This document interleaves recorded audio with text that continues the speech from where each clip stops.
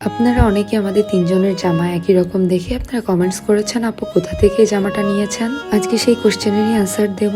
আমার ছোট ননদ সামিনার জন্মদিন ছিল, আপনাদের সাথে সেই ভিডিওগুলো আমি শেয়ার করতে পারিনি কারণ আমি অনেক অসুস্থ ছিলাম, আমার গলা বসেছিল, এই জন্য ভয়েসও দিতে পারিনি। বাট আমি ভিডিওগুলো করে রেখেছি আপনাদের সাথে আস্তে আস্তে শেয়ার করব বলে। আমাদের পছন্দের ডিজাইন অনুযায়ী আমরা বিভিন্ন রকমের কাপড় কিনেছিলাম এবং কাপড় কিনে আনার পরে আমার মামুনি সেই কাপড়গুলোকে সাইজ অনুযায়ী কাটতেছিল। আমার খুব ইচ্ছা ছিল আমরা তিনজন একই রকমের একটা গাউন বানাবো, এই জন্য আমি অনলাইনে বিভিন্ন পেজে খোঁজ নিই যে আমাদের তিনজনের তিনটা মাপের জামা বানাতে কত প্রাইস পড়বে। বাট প্রাইস দেখে তো আমি সম্পূর্ণ অবাক। তারা অনেক ভালো ভালো পেজে আমি খবর নিয়েছিলাম।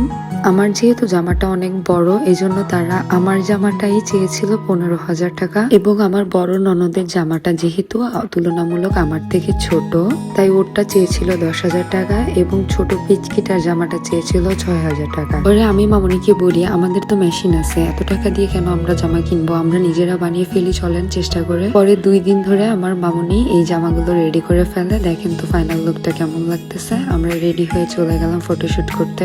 একটুখানি বুদ্ধি এবং কৌশল অবলম্বন করে অনেকগুলো টাকা সেভ করা যায়। আপনারা জেনে অবাক হবেন যে আমাদের এই ড্রেসগুলোর খরচ টোটাল কত করেছিল। আমাদের অলমোস্ট 10,000 টাকার মতো কাপড় লেগেছিল ড্রেসগুলোতে।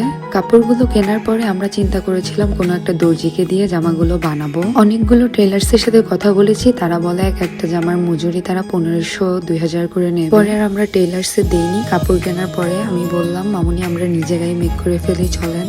প্রথম দিকে একটু ভয় ভয় লাগতেছিল যে এতগুলো টাকার কাপড় নষ্ট না হয়ে যায়, কিন্তু বিশ্বাস করেন এটা যখন তৈরি করা হয়েছে তারপরে ফাইনাল লুকটা দেখার পরে আমি তো সম্পূর্ণ সারপ্রাইজ হয়ে গিয়েছিলাম। একদম মন থেকে যেমন চেয়েছিলাম ঠিক তেমনটাই হয়েছে জামাগুলো। আর আমার কলিজা পাখিগুলো অনেক খুশি হয়ে গিয়েছিল এই ড্রেসটা পেয়ে। কেমন হয়েছে জামাটা অবশ্যই জানাবেন। সবাই ভালো থাকবেন, আমাদের জন্য দোয়া করবেন। আল্লাহ হাফেজ।